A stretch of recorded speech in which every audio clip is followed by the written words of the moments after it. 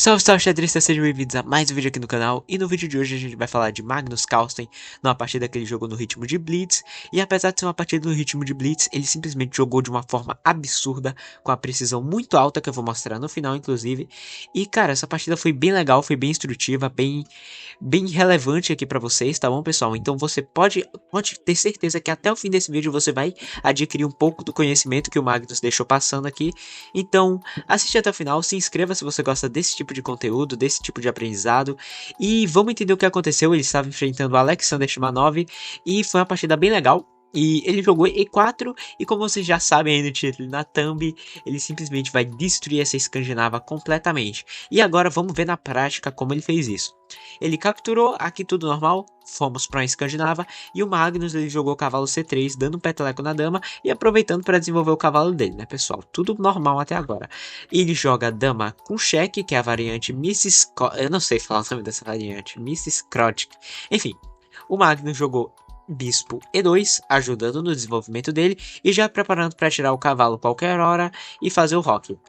Ele jogou bispo G4, Alexander, já criando pressão aqui, mas nada que incomodasse tanto, né? O Magnus jogou D4, dando um peteleco na dama e melhorando a posição dele aos poucos, né? Foi jogado a captura e depois o Magnus toma de cavalo.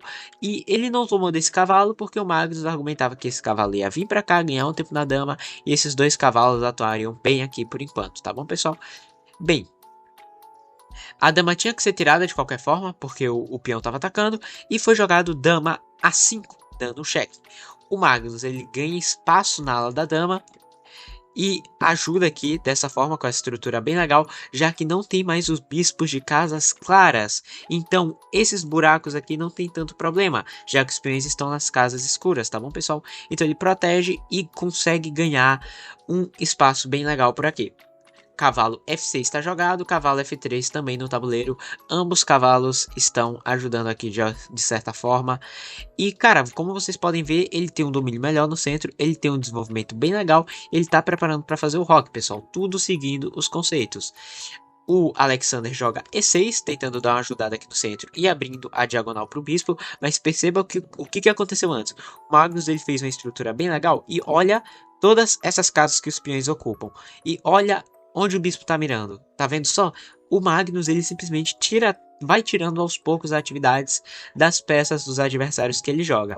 Então, Magnus aproveitou para fazer o rock, seguindo os conceitos padrões, e ele joga bispo D6, que é uma das únicas casas que tem para o bispo sair, e tudo bem até aqui. Magnus joga C4, já aproveitando esse ganho de território que ele tem para dominar mais ainda o centro e começar a incomodar as peças do Alexander futuramente. Bem, o Alexander jogou peão C7, abrindo a casa de volta para o bispo e continuar na diagonal, mas também ajudando, auxiliando aqui um pouco a dominar o centro, né, pessoal? O Magnus joga cavalo C3, ajudando aqui no controle do centro, novamente melhorando esse cavalo. Esse cavalo ele só ajudava bem pouco aqui no centro, então ele decidiu melhorar um pouco mais e também defender aqui, ficar numa casa bem legal esse cavalo, tá tudo certo. Alexander faz o rock sem muitas preocupações e torre E1 tá jogado no tabuleiro, ajudando aqui ó, a dar mais uma olhada no centro e ativando mais a torre. Percebo que qualquer dia a torre pode sim passar para ter mais atividade durante os finais, né? Então beleza. O Alexander jogou o cavalo em D7 e após isso o Magnus começa a aproveitar o tema do peão que ele deixou aqui para incomodar as peças dos adversários. Bem, o que eu falei para vocês há uns vídeos atrás. Quando você se tem um controle melhor do centro, você consegue tirar casas do seu adversário e te dar mais espaço, mais conforto para jogar a partida. E o Magnus aplica isso muito bem, tá bom, pessoal? Ele jogou C5 e o Alexander agora ele teve que recuar o bispo. E esse bispo tá péssimo aqui, né? Tá batendo aqui, tá batendo aqui. Não tem tanto motivo para ele voltar, até porque vai bater aqui, vai atrapalhar a volta também. Então esse bispo tá ruim, esse bispo tá mal. E o Magnus joga A3, já ganhando mais espaço aqui na ala da dama. Profiláticos dama C7 da parte do Alexander. Por que é um lance profilático? Porque é um lance que você melhora a sua dama E é um lance que você previne uma ameaça do adversário, porque o Magnus, ele planeja jogar B4 nessa posição. Depois do A3, ele planeja jogar B4, deixar todos os peões em casas escuras contra o bispo adversário, e além do mais, ele planejava ganhar um tempo em cima da dama. O Alexander, ele já adiantou esse tempo que ele iria levar para jogar a dama em C7 e melhorar ela razoavelmente. O Magnus joga G3 e todos os peões estão em casas escuras. Você vê como o Magnus simplesmente quer destruir esse bispo de casas escuras do adversário. Tudo isso ele faz em pouquíssimo tempo.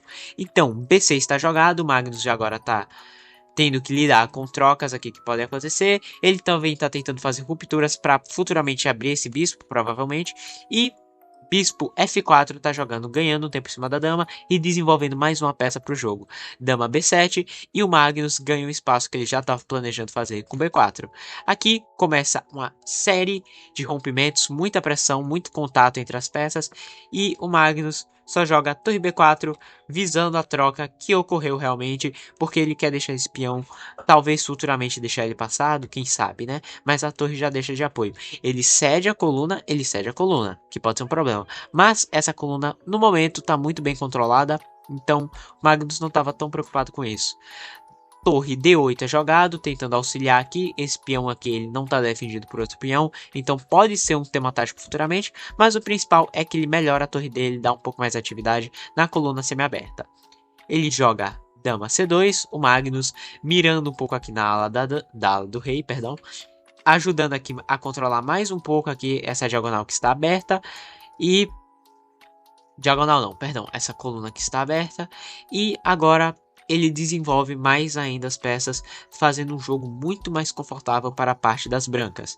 Ele joga cavalo F7, querendo fazer uma manobra, provavelmente trazer para C6 e ter uma atividade melhor do cavalo, né, pessoal? O Magnus joga H4, perdão, e vocês percebam que parece um lance estranho, né? Parece que vai expor o rei com esse lance, mas pelo contrário, esse lance dá mais casas aqui para a parte do rei e limita o bispo cada vez mais. Percebo que agora o bispo não tem mais essa diagonal para lidar, porque o Magnus está tirando todas as casas dele. Então, enfim, cavalo simplesmente é jogado em D5, querendo oferecer uma troca aqui, querendo ter mais espaço. Se ele não trocar, pode caçar o bispo e por aí vai. Esse cavalo fica muito legal aqui caso o Magnus não troque. E bispo G5 é jogado, o Magnus oferece a troca dos bispos, mas lembrar que se tomar e retomar, aqui o Magnus já pode começar um forte ataque, tá bom, pessoal? Ele pode até tomar de peão se quiser, trazer o rei pra cá e começar um ataque fortíssimo que por o centro tá levemente fechado, tá um ótimo controle das brancas, pode ser bem ruim para as pretas, sabe? Levar um ataque tão forte de repente. Então, ele só fechou a posição. Eu acho que eu trocaria, porque eu não tô vendo um ataque imediato aqui, mas ele preferiu fechar. Então, o Magnus voltou o bispo para D2 e danificou um pouco aqui a estrutura dele, abrindo essa coluna. Tudo bem, não tem o bispo de casas claras, mas isso pode virar um tema tático no futuro. Então, a troca ocorreu dos cavalos e torre D5 tá jogada e o Alexander está dizendo que essa torre fica bem mais ativa aqui e ele não precisa se preocupar com essa torre porque ela já está ganhando aqui a coluna, então tá tudo certo para ele. O Magnus melhora a posição do rei dele, tudo certo, e torre D8 está jogada. Ele tira aqui a coluna aberta, porque ele disse que não estava tendo nada, porque realmente não estava. A gente viu que o Magnus controlou tudo aqui muito bem e não tem nenhuma ameaça. Então ele prefere dobrar aqui e tentar talvez ganhar esse peão alguma hora, porque como eu disse, esse peão não está defendido por outro peão e pode cair a qualquer momento se acontecer de peças que estão defendendo ele sair, né? O Magnus assume a coluna que ele deixou e peão E5 está jogado. Novamente temos contatos aqui no centro. E o Magnus joga o melhor lance da posição, captura em B6, captura em D4 e dama C4, aproveitando daquilo que eu falei que podia virar um tema tático. O que acontece aqui? Ele joga bispo D6, porque o bispo podia cair, tá bom, pessoal? Porque o que acontece? O Magnus, ele não podia tomar de dama. Agora, ele não podia tomar de dama esse peão em B6 porque o bispo está caindo. Então, ele tirou o bispo porque agora ele ficaria sem defesa, né, se a dama tomasse. Então ele tirou o bispo e agora ele tá ameaçando capturar o peão. O Magnus, ele ganha um peão nessa posição e percebam que não pode tomar, tá? Mesmo que tudo bem, a dama tomaria, mas não pode tomar em nenhuma hipótese porque aqui está cravado. E de repente ele joga cavalo F5, que ameaça ganhar o bispo. Não, a torre não defende porque simplesmente ela tá novamente cravada. Então ele tira o rei simplesmente e o Magnus joga torre A7, que pra mim é um lance simplesmente fantástico. Não é brilhante, mas pra mim é fantástico, porque ele entrega esse peão de graça, mas com um intuito bem melhor pela frente. Ele toma esse peão. E de repente tem muita peça entrando aqui, tá? Tem muita peça entrando aqui e o rei começa a ficar exposto. E cara, a posição começa a ficar ruim para as pretas, né? O Magnus ganha um peão e tem muito mais atividade que as peças pretas. Tudo isso porque ele só seguiu os conceitos. Ele fez uma estratégia legal e agora ele vai ganhar no tático. Sem contar que o tempo do Alexander, como vocês podem ver aqui em cima, estava caindo bastante. Então, dama B5 tá jogada. O Alexander queria aliviar ao máximo agora a posição para que ele não leve checkmate, porque o ataque que o Magnus está fazendo vem forte. E o Magnus não trocou as damas. Jogou dama G3, botou mais uma peça aqui para ataque, que é a própria dama, né, pessoal? A peça mais forte do jogo. Então ficou muito difícil para Alexander jogar. E ele jogou cavalo G6 e pensou que estava tudo bem. Tirou aqui a conexão da torre com a dama.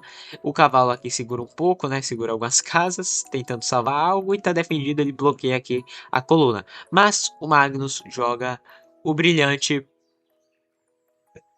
torre captura H6.